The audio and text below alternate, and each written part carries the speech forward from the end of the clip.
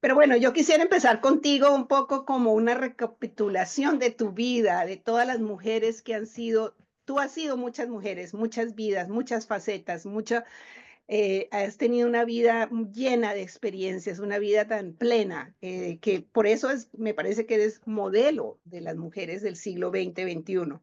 Y yo quisiera como que Ujú. contaras un poco eso, como recapitularas cómo te ves ahora desde tu mirada actual, como todas estas mujeres que has sido, estos roles que has cumplido en la historia. Pues fíjate que ayer, precisamente porque estoy leyendo El pez en el agua, que es la memoria de Vargas Llosa, Ah, eh, empecé a pensar a recorrer un poco mi vida, de que también he hecho, qué barbaridad, la cantidad de cosas. Pero mira, vamos a empezar. Yo soy nacida en Managua en 1948 y de una madre muy artística que también fue pionera de muchas cosas en su tiempo. Fue, por ejemplo, a ella la mandaron a estudiar a Estados Unidos cuando las mujeres más bien no estudiaban, sino que se casaban. Entonces mi abuelo le dijo, tenés que terminar tu bachillerato y la mandó a un colegio de monjas en Ravenhill Academy, se llamaba, en Filadelfia. Y ella ahí tuvo de compañera de clase con la Cory Aquino, con la Grace Kelly y escribió un diario, Elvira. Todo su diario que ella escribió es en inglés. O sea, ella se transportó y adquirió una cantidad de cultura porque tenía sed de eso. Y entonces todo eso me lo pasó a mí. eh, A nosotros, pues en mi casa realmente mi mamá era la persona que hablaba de arte, que leía el libro, que leía el Time Magazine todas las semanas. Estaba súper informada del mundo y era muy inquieta y ella creó una compañía de teatro en Managua. Y ahí puso en escena a la casa de Bernarda Alba, mujeres de la Cruel Luz. Te doy todo ese, digamos, background porque esa fue una persona muy importante en mi vida, lo mismo que su papá, mi abuelo, que también era un ser muy especial. Entonces yo vengo de esa familia que por un lado mi papá era comerciante, tenía una tienda, éramos 5 hermanos, cuatro por bastante tiempo. Yo cuando nació Lavinia yo tenía 12 años. Entonces, en ese ambiente que había muchos libros en mi casa. Mi papá nos compraba muchas enciclopedias. Yo me leí El Tesoro de la Juventud de pe a pa cuando ya era niña y tenía otras que se llamaban Lo sé todo. Y me estaba acordando de todo lo que leía yo. Yo leía muchísimo. Me acuerdo que los fines de semana me gustaba quedarme en la casa y tenía literalmente como un grupito de libros que me los leía, porque leía rapidísimo. Y me leía Dickens, me leía Shakespeare, me leí a Las Mujercitas, Zweig, ¿qué te voy a decir? No me acuerdo cuántos más, pero Alejandro Dumas, Víctor Hugo, todos esos libros y eso fue creando, creo yo, mi interés por la literatura, pero un interés más bien por consumir. No, yo nunca pensé que iba a ser escritora. Nunca, la verdad, pues, hasta como a los 20 años. Fíjate, yo viví en Estados Unidos los 60, la guerra del Vietnam, pero no tenía mucha conciencia política. Bueno, yo venía de una dictadura, sí sabía que existían los dictadores, en mi familia era antisomocista, pero no viví esa época como una época eh, en Estados Unidos tan. Todavía yo llegué, lo de los hippies y todo eso empezó después. Pero sí me acuerdo de cuando empezaron los Beatles y toda esa música tremenda. Nunca me gustaron los Rolling Stones por alguna razón. Y ya, bueno, y cuando llego a Nicaragua me caso, porque llego a los 17 años, fui la primera mujer que trabajó como account executive en una agencia de publicidad. Y me sacaron una entrevista que decía, ¿cómo es? Una muchacha excepcional. Bueno, pero eso era como un presagio. Entonces sí que yo era así, yo me acuerdo, era un mundo de hombres, pero yo tenía, yo me sentía sabia porque había estudiado publicidad en Filadelfia y tenía mucho más conocimiento realmente que la mayoría de los hombres que trabajaban conmigo, porque yo sí había, digamos, estudiado psicología y la publicidad y la mayoría de los publicistas en Nicaragua eran empíricos, totalmente. Entonces eso, siempre tuve esa sensación de, ¿cómo te diría yo? No, de assertiveness, ¿no? Fui muy asertiva porque yo me metía a los despachos de estos hombres poderosos y claro, me ayudaba a ser como era, pues que era una mujer jovencita, guapa, y entonces eso por supuesto me abría las puertas de lugares y yo lo aprovechaba. Eh, Esa es otra cosa que nunca me gustó la idea de que disfruté mi ser mujer. Siempre lo sentí como un poder, no como una desventaja.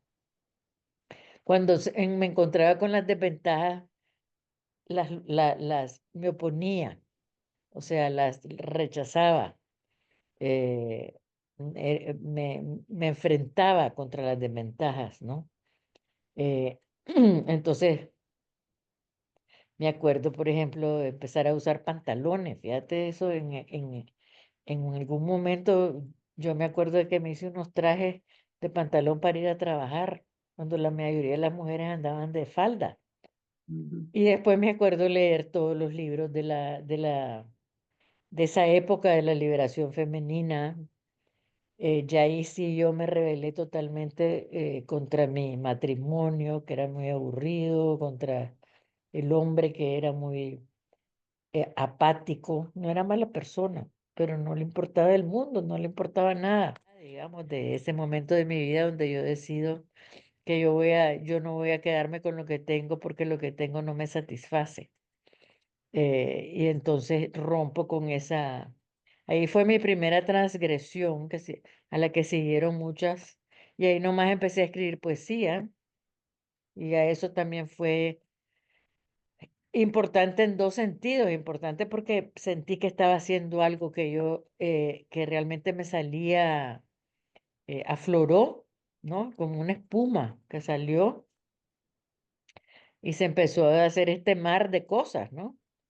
Y después también porque como causó escándalo y me criticaban y yo veía a la gente que me quedaba viendo y me empezó a entrar una angustia porque por un lado yo quería dejar a mi esposo, o sea, varias cosas pasaron al mismo tiempo pero las niñas estaban pequeñas, entonces también me daba qué hacía yo con, pues con esas niñas.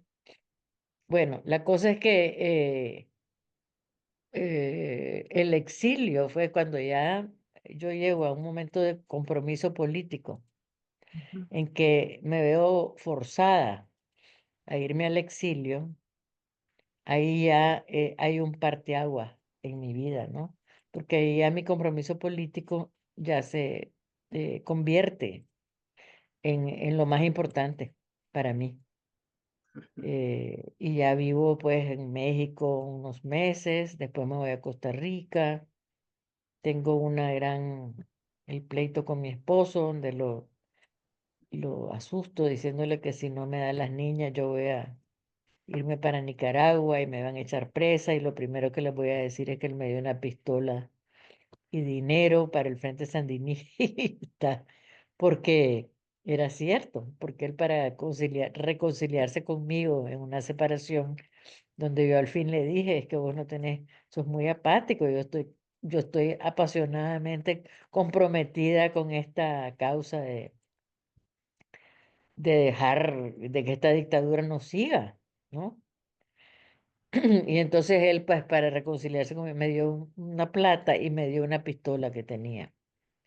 Y eso me salvó la vida con las niñas, porque cuando le dije yo voy a llegar a Nicaragua porque no quiero que mis niñas piensen que las he abandonado. Y cuando me detengan, porque yo ya estaba enjuiciada y condenada a cárcel. Entonces cuando me detengan, yo les voy a decir que vos me diste, escapó de morir de miedo. Y Wow. entonces ya la niña, a la semana tuve a mis hijas en Costa Rica. Entonces, bueno, y eso fue todo ese tiempo de trabajar duro. Y yo trabajé en una agencia de publicidad eh, y ahí yo las mantuve, esas muchachitas, toda su vida. O sea, porque el marido se casó y de idiota yo el contrato cuando hicimos el divorcio, yo puse lo que me iba a dar para las niñas en colones.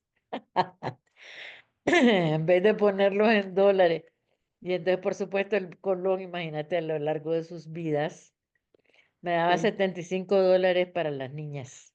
¿Qué te Entonces, parece? ahora, ¿cómo se une la causa de la mujer, de la transgresora, de la rebelde, la escritura y la causa revolucionaria política? ¿Cómo van uniéndose? ¿Cómo se van desarrollando esa parte? Bueno, porque te estaba diciendo, yo leí en ese tiempo todos esos libros de la Germaine Greer, de la Betty Friedan, de la Gloria Steinemann y de la Mary Wollstonecraft. O sea, eh, me convencieron totalmente. O sea, yo ahí tuve una concientización, ¿no? Yo leía mucha literatura en inglés también, porque yo había aprendido inglés, pero no quería que se me olvidara. Entonces leía muchos libros en inglés. Bueno, y ahí eso funcionó porque cuando descubro la literatura latinoamericana, porque yo no tenía mucho conocimiento del boom, por ejemplo, y entonces en esa publicidad donde yo trabajaba, que tengo ese affair con este poeta. Él y los amigos de él, que eran artistas, fueron los que me introdujeron a la literatura latinoamericana, que fue otro gran descubrimiento, y a libros como Frantz Fanon, Los Condenados de la Tierra.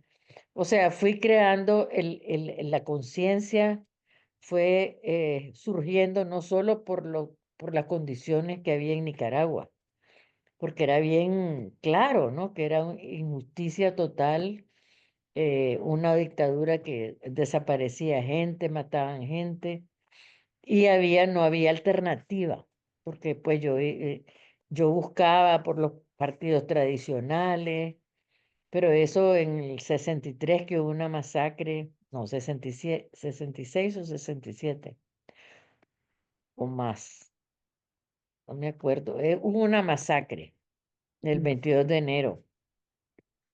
Y ahí ya se acabó o sea, esta gente que se rebeló, los líderes se fueron a la embajada americana, al hotel intercontinental, al Gran Hotel se llamaba en ese tiempo, antes del terremoto. Y, y el embajador de los Estados Unidos lo salvó.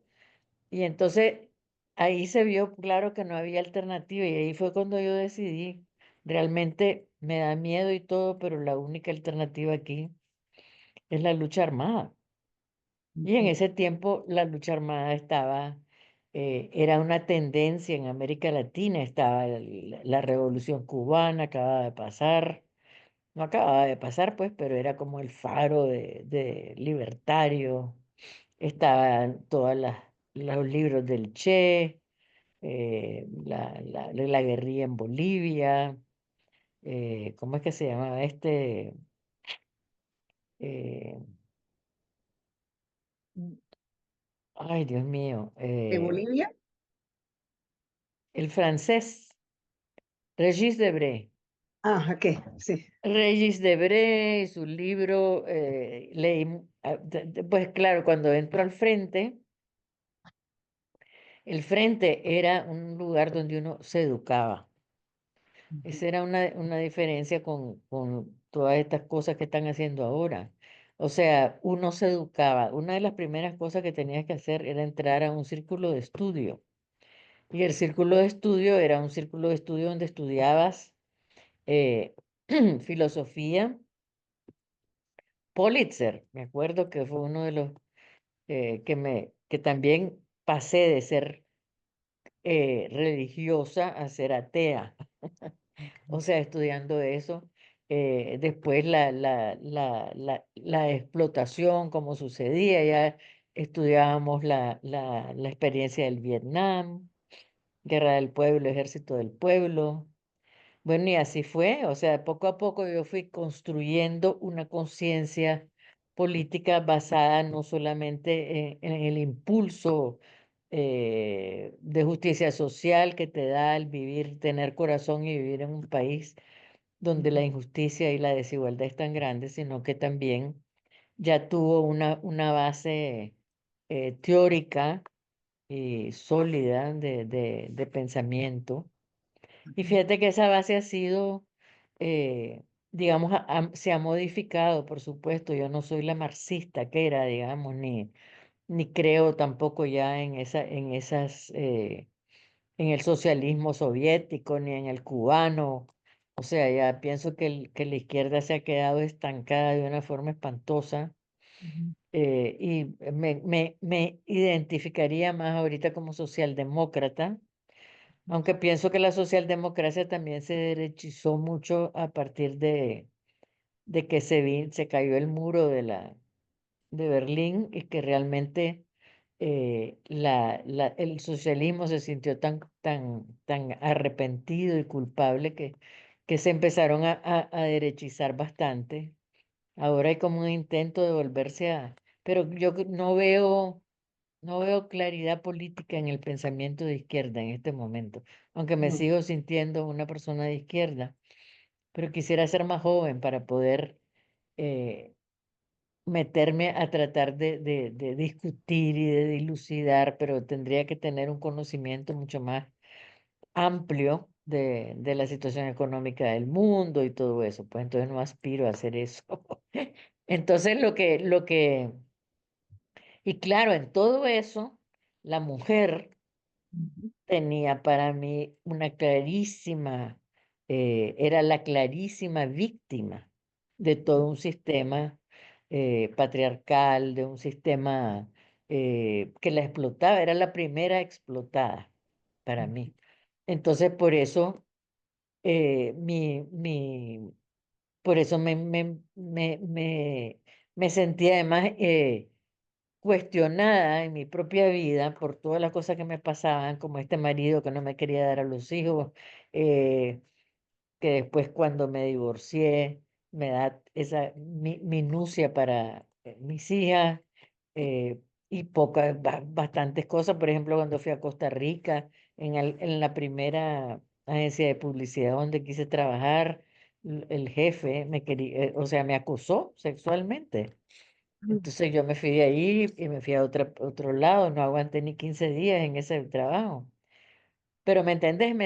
Pues como toda mujer me encontraba con eh, estos, estos atropellos, no atropellos, eh, cosas que me pasaban.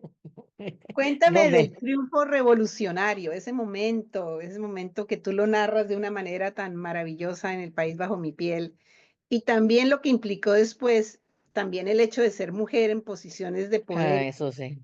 Ujú, Bueno, yo sí, eso fue lo que, por ejemplo, cuando triunfa la revolución, yo tengo una posición importante porque había estado trabajando mucho, era de la Comisión Político-Diplomática del Frente Sandinista, pero entonces cuando triunfa la revolución, como yo he dejado al marido que tenía, que también estaba metido en el frente y estoy enredada con este hombre, los demás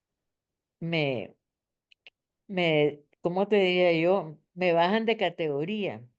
Paso a ser, de ser Gioconda Belli a ser la mujer de, ¿no?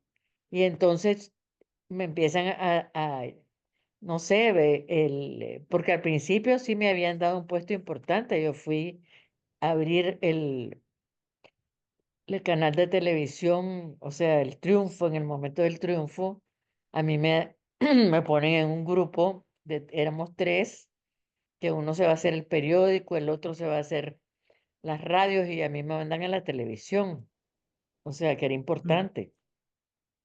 Pero de estúpida, como el otro del que estoy enamorada, me dice que él no quiere que yo esté, o él quiere que esté a la orilla de él, imagínate, y yo lo acepto y me voy a la orilla de él y por supuesto eso me bajó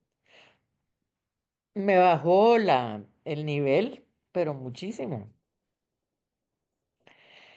O sea, el hombre no lo hubiera hecho, un hombre si hubiera sido al revés, y Ujú. ahí sí, eso yo lo sufrí y dije, bueno, pero yo tengo que superar esto, no voy a poder estar toda la vida sacrificada, voy a empezar de cero otra vez dentro del frente. Y eso sí, yo he tenido como ese impulso, ¿no? Ok, metí la pata, yo estaba clarísima que había metido la pata, pero entonces empecé a tratar de volver a demostrar de lo que yo era capaz, ¿no? Dentro del trabajo, etcétera. Y poco a poco fui, digamos, ya me pusieron de representante del frente en un consejo de partidos políticos, me mandaron a viajes y me pusieron en la comisión electoral del 90 que me Ujú. sacó Daniel Ortega, porque empecé a cuestionarlo, ¿no? Empecé a Ahí- cuestionarlo, de ahí empieza. empecé, sí, entonces ahí me sacaron. Entonces yo ya ahí dije, después de eso fue que empecé a decir, no, yo quiero, estaba con mucha inquietud de escribir Ujú. y decidí, me habían puesto después de eso de jefa de una cosa que se llamaba el Sistema Nacional de Publicidad, que eran 300 empleados. Y yo realmente no quería hacer eso porque cuando sos jefe de un lugar con tanta gente, la parte creativa, que era la parte que me interesaba, no me daba tiempo porque tenés que ver balances, ver problemas con lo personal, recursos humanos, etcétera.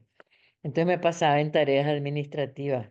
Entonces yo y me empezó a entrar una sed por hacer algo. En ese momento no sabía qué iba a hacer, pero fue cuando empecé a escribir La Mujer Habitada. Que yo lo que quería escribir en ese libro era precisamente el clash entre la supuesta mentalidad revolucionaria Ujú. y cómo eso no se expresaba a nivel personal. O sea, cómo una cosa era la idea de la revolución, lo maravilloso que eran los revolucionarios. Yo quería retratar un poco la relación desigual que había entre Lavín y Felipe, por ejemplo. Ahí también hablo del Che, que el Che decía que las mujeres eran maravillosas cocineras y no sé qué de la guerrilla. O sea, y entonces Lavinia es también el personaje que va poco a poco encontrándose, bypaseando al hombre, ¿no? Para ella entrar a la lucha en sus propios términos y después hasta el momento en que llega a sustituirlo totalmente a la hora en que a él lo matan, ¿no? Sí. Entonces ahí hay una frase que dice, las mujeres vamos a entrar a la historia por necesidad de los hombres. Yo quisiera que me contaras de todos los personajes de tus novelas, Lavinia de La Mujer Habitada, Sofía del Sofía de los Presagios, la Juana del Pergamino de la Seducción, que me encantó ese libro, Melisandra de Boaslala, Valeria y Penélope, Un silencio lleno de murmullos, como todas esas mujeres, hay una parte de ti. y hay una parte de la lucha por la posición de la mujer, por los derechos de la mujer. ¿Quién eres tú en todas esas mujeres o qué parte de ti eres en esas personajes? La que más soy, creo yo, es Lavinia. Mm, Porque yo en Lavinia cuento no solamente el problema con Felipe, sino también el problema de de desclasarse. La ujú, contradicción entre sentirte que vos has sido privilegiada, que estás queriendo participar en algo donde hay gente que te ve como privilegiada y que no es fácil cuando sean en esas situaciones y mucho peor fue después de la revolución. O sea, no te perdonaban que fueras pequeño burguesa. O sea, cualquier cosa que vos hicieras que la crítica, que esto, que el otro. Entonces, el origen de clase salía a bailar. El ujú, origen de clase no pesó tanto durante la lucha. O sea, cuando había que estar en la trinchera, eso no pesó mucho. Pero, pero en la parte ya de la constitución del poder, aunque hubo, o sea, también si el que era guerrillero, heroico, también lo ponían, pero le daban más peso que a alguien que no había estado en la trinchera, digamos. Pero de todas maneras a las mujeres de la trinchera tampoco les dieron mucho peso. Entonces, eh, Lavinia tiene ese componente de esa lucha también que hubo conmigo y que había con después con muchas mujeres que habíamos estado, que nos sentíamos no tan empoderadas. Yo no eras tan así porque a mí yo dije, y ahí lo dice Lavinia, yo no escogí dónde iba a nacer, ujú, yo ujú. puedo escoger mi vida, cómo voy a ser. Eso no tengo por qué cargar la culpa de dónde nací si a mí nadie me preguntó. O sea, es un azar, ¿no? Eso, y fíjate que una cosa que me impresiona profundamente a mí de la mujer habitada es el impacto que tuvo Impresionante. en América Latina y en España. Ve, no sabes, fíjate que ese libro se publicó en 88 y todavía sigue siendo una de Ujú. mis obras más vendidas.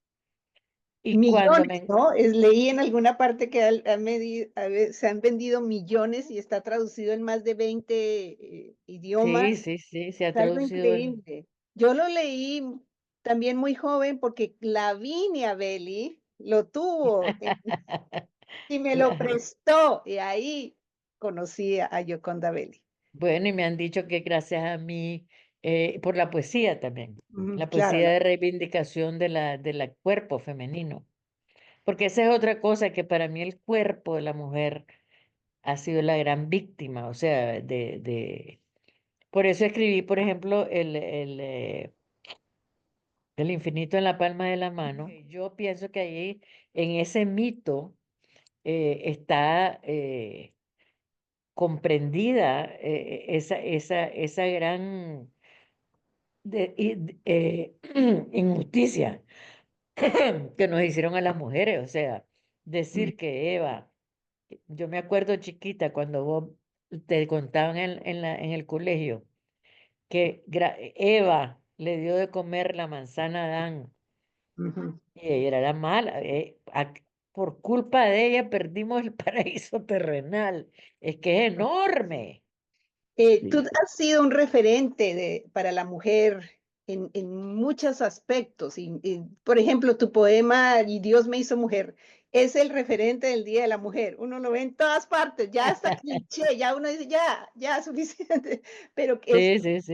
Yo maravilloso, también ya me aburro de bello, leerlo. es tan bello, es tan bello. Es que de verdad pudiste captar en ese poema la esencia de verdad del ser mujer. Entonces, te has convertido en referente, en modelo, en ejemplo, y por eso es que es básicamente este encuentro, ¿no?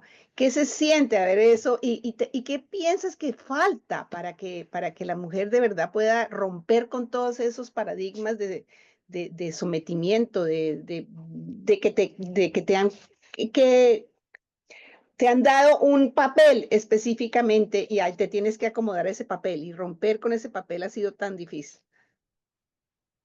Bueno, porque es un papel que tiene una base, bueno, en primer lugar ideológica, pues de todo esto que estamos hablando, pero además práctica para los hombres.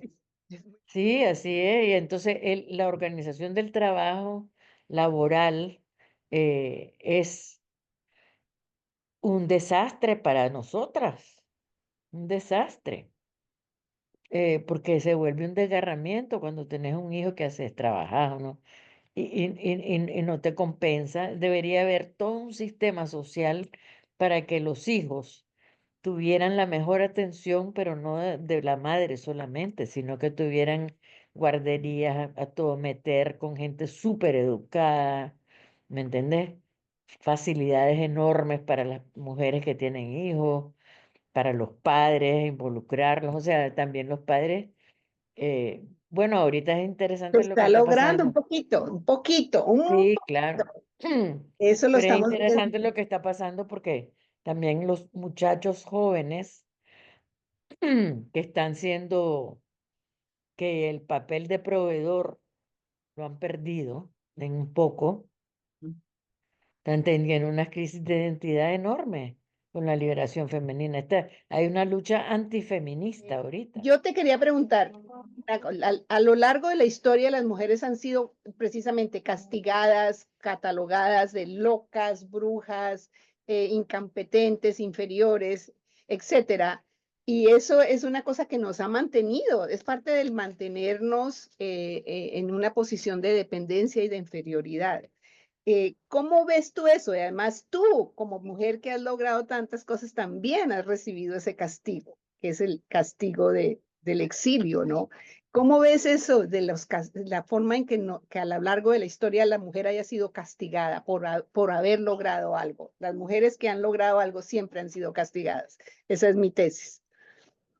Es verdad, porque somos, porque representamos una conciencia crítica del estatus de los hombres. Y el hombre no quiere aceptar esa conciencia crítica con todo lo que significaría que la aceptara.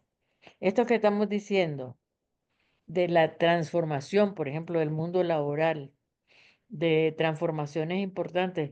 O sea, es impresionante que ahorita lo que estás diciendo, que estén marcando, por ejemplo, echándole la culpa al feminismo de que los hombres se vuelvan derechistas.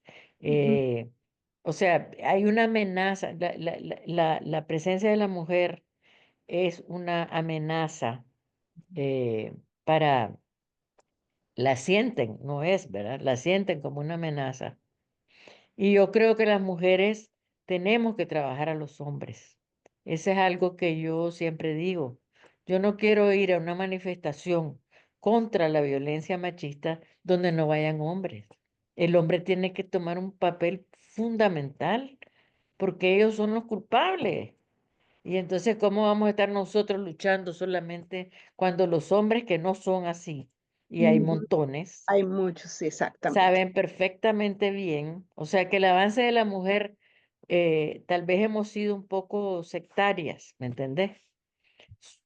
Y eso del sectarismo dentro del feminismo a mí no me importa tanto porque creo que tiene que ver con la democracia del feminismo, que todo el mundo piensa como le da la gana. Lo malo es que nos peleemos, ¿no? Ya quería llegar ya al Silencio lleno de murmullos. Esa novela me gustó mucho, me interesó mucho por el cambio de perspectiva, por la deconstrucción de la de maternidad, por la derromantización del tema del amor de maternidad, que se muestra en la realidad, el conflicto que es ser madre en todos los aspectos, ser madre, ser hija y hasta el tema de la adopción, el tema de la hija Ujú. abandonada, de la hija que se deja, hay todo ahí. Y me pareció muy interesante esa visión.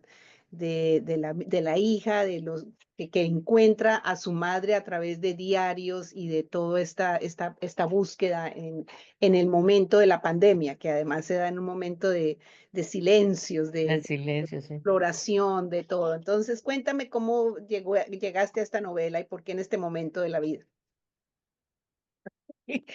Mira, llegué porque yo, cuando estaba en la pandemia, yo tenía desde hacía rato una idea de cómo iba a escribir sobre la desilusión política.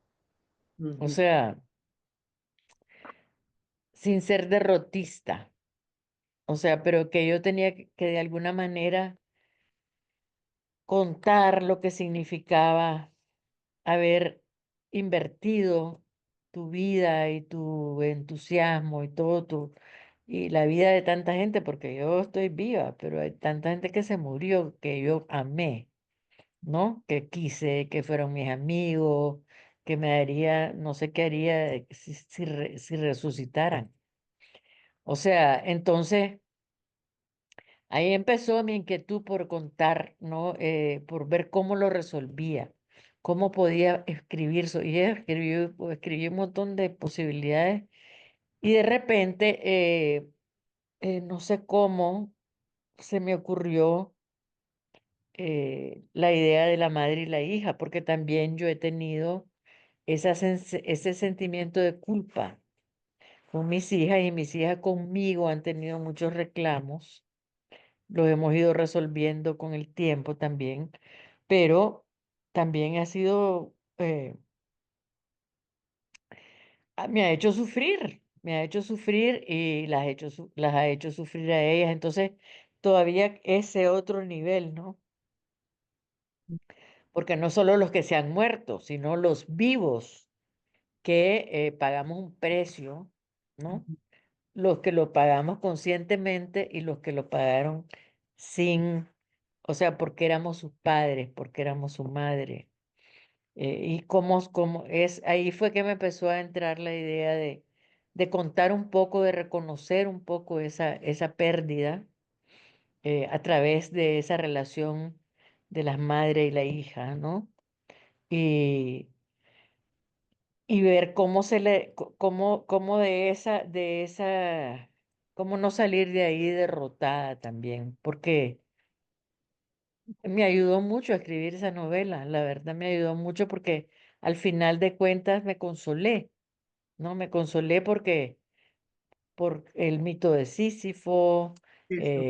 por darme cuenta y una cosa que me he dado cuenta por mi práctica política es qué apurados somos y cómo queremos que todo se resuelva tan rápido y que eso a veces causa, es la perdición, porque no le das tiempo a la gente que asuma eh, el cambio ideológico. Eso lo decía Gramsci, fíjate, a mí Gramsci me encanta por eso.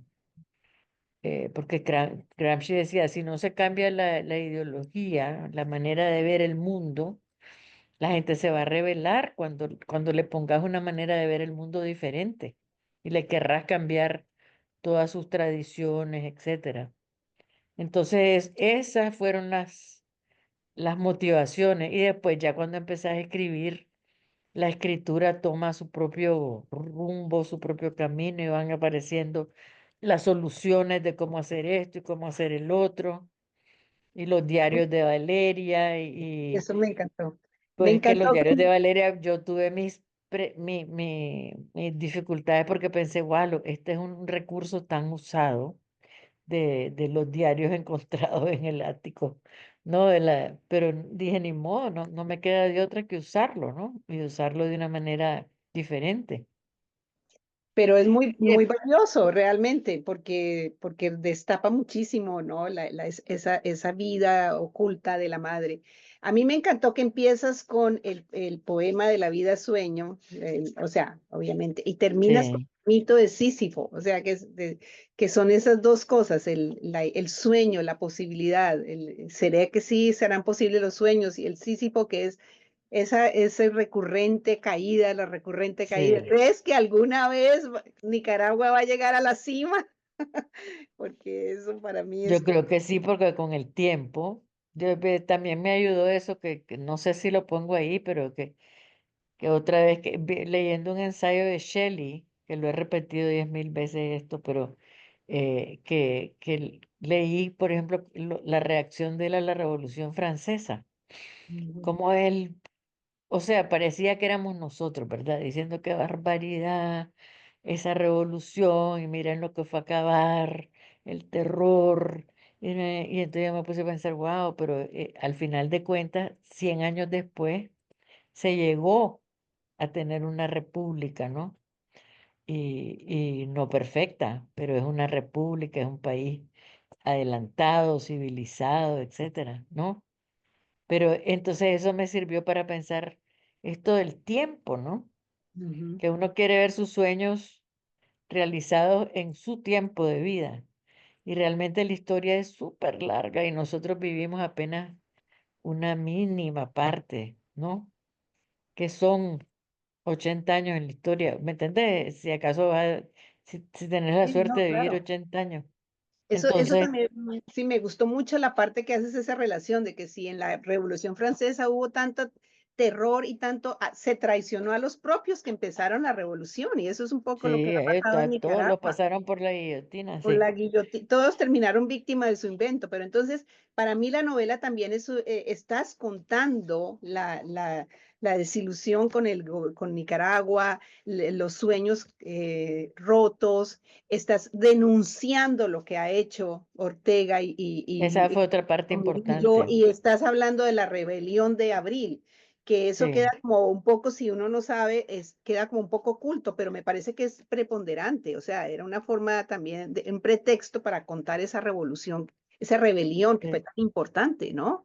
importantísima. Y de ahí viene todo lo que nos ha pasado.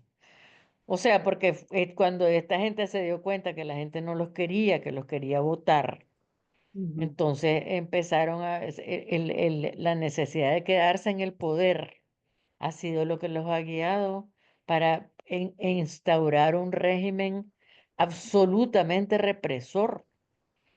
Si fíjate que hace poquito tuvieron 30.000 hombres vestidos de camiseta blanca y pantalón negro, con capuchas, o sea, con pasamontañas, formados en la Plaza de la Revolución, jurando la lealtad a la Rosario Murillo y a Daniel Ortega. Y lo armaron, una fuerza paramilitar, porque tienen miedo, la Rosario Murillo tiene miedo que el día que se muera Daniel Ortega, el ejército le pueda dar un golpe. Entonces ella quería tener eso es mi lectura de eso, ¿no? Ella quería tener su propio ejército. Entonces, 30.000, ¿te das cuenta? O sea, es una cosa, y muchos no son policías de verdad ni paramilitares, son empleados públicos que los obligan a hacer ese tipo de cosas.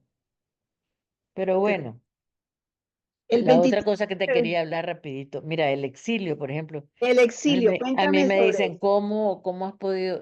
Sí. Realmente ha sido un descalabro tan grande, porque ponete a pensar que yo ya me había ido a Nicaragua, tenía mi casa, mi estudio, o sea, estaba bien contenta porque ya estaba donde quería estar, donde ya de ahí, ahí me voy a morir, dije yo, ya ahí acabo mis días. Y tenía mi ilusión de acabarlos viendo el lago y viendo los volcanes y la naturaleza nicaragüense y todo eso. Y ahora me toca un cambio radical que no solamente es un cambio físico, sino también nos quitaron todo. O sea, mi casa, que era una sensación de seguridad, porque sabes que si te enfermas horriblemente puedes hipotecar la casa, que si, ¿me entendés? Hay un montón Sí, además el jardín, mi marido le puso tanto amor a ese jardín, o sea era un lugar, era mi lugar en el mundo. claro, Eh, la casa de uno, es que no me puedo imaginar que uno y se lo... es que además es una casa que tenía una vista espectacular de Managua. Era lo más bello de la casa, era la vista. O sea, entonces, porque era una casa que compramos en 87 y la fuimos remodelando. Cuando nos fuimos a Estados Unidos la alquilamos. O sea, es una casa que ha estado en nuestra vida. Y ahí además lo más triste es que ahora que ya estábamos ahí, mis nietos que viven en Estados Unidos llegaban a pasar con nosotros temporadas, las vacaciones. Ahora están bien tristes porque no pueden ir a Nicaragua. Les hace falta. O Claro. sea, era su vínculo. Entonces, pero yo lo que he llegado a la conclusión, porque lo he agarrado con mucha filosofía este exilio, es que uno poco a poco, en el transcurso de la vida se va construyendo como un centro, ¿no? Como un centro de quién sos, qué, qué querés, para qué servís, que ese centro es como un pilar fuerte. Entonces, a mí no me ha derrotado este exilio, para nada. O sea, más bien siento que profesionalmente ha sido ventajoso para mí venir a España, conectarme con la literatura aquí, con la Academia de la Lengua, que me han recibido súper lindo. O sea, me han dado la nacionalidad española. España me ha abrazado profundamente. Entonces, y es una época donde España se ha vuelto a convertir, como en los años del boom, en el hogar, en la patria adoptiva de muchísimos escritores latinoamericanos. Ujú. Entonces, realmente no me ha afectado tanto, porque mira cómo soy yo, ¿verdad? Porque a mí me gusta lo impredecible. Entonces, cuando ya estaba en Nicaragua, ya en mi casa, con todo, llegaba un momento en que pensaba, bueno, this is it. De aquí voy a pasar, voy a escribir, pero ya pasó la parte de mi vida más apasionante y diferente y qué sé yo. Y de repente la vida me saca a la alfombra, ¿no? Y entonces tengo que volver a reinventarme a estas alturas de la vida. Pero eso te mantiene joven, tengo que volver a ganarme la vida, porque también económicamente nos dejaron súper fregados, nos quitaron la pensión de jubilación. Increíble. Todo. Pues la seguridad teníamos una casita que la habíamos teníamos alquilada, una casa. Mi hijo tenía su casa en la misma, también a él le quitaron su casa. A él O también lo sea que asignaron. teníamos una situación económica estable, ¿me entendés? Y esto vino a movernos el piso y entonces tengo que trabajar, Charlie tiene que trabajar, o sea, ya no tenemos como, no nos podemos retirar, ¿verdad? Esa es la verdad. No tenemos pues esa posibilidad. Pero yo Entonces, he visto como un renacer de Yoconda Belli. Yoconda Belli está en las redes sociales. Yoconda Belli todos los días tiene un post, lee un poema, hace una conferencia. Yo por eso decía, ella nunca me va a contestar porque está tan ocupada que no, nunca va a mirar mi email. No terminemos con tu relación con Nicaragua. Nicaragua es algo que tú llevas, que es parte de tu piel. Por eso el país bajo mi piel es parte de tu cuerpo. ¿Qué va a pasar con Nicaragua? ¿Cómo es ese? no ¿Qué? te lo puedo, no sé. Pero lo llevas, tú estás con Nicaragua Por está. supuesto que estoy en Nicaragua siempre, pero yo digo que Nicaragua es tan chiquita que es un país portátil. Y siempre hablando conmigo. Y mira, Sergio Ramírez y yo, la verdad que hemos hecho un trabajo fuerte por Nicaragua, porque la gente casi no habla de Nicaragua. Entonces yo en los posts, en los Twitter, en esto, porque tengo un montón de seguidores. Lo que te puedo decir es que qué va a pasar con Nicaragua, qué va a pasar con los Estados Unidos. ¿Qué va a pasar con el mundo? Porque, Sí, ¿qué va a pasar? exactamente. Dime, ¿cómo estamos en esta Entonces situación? yo creo que esta derechización y el autoritarismo es contra lo que nos vamos a enfrentar todos.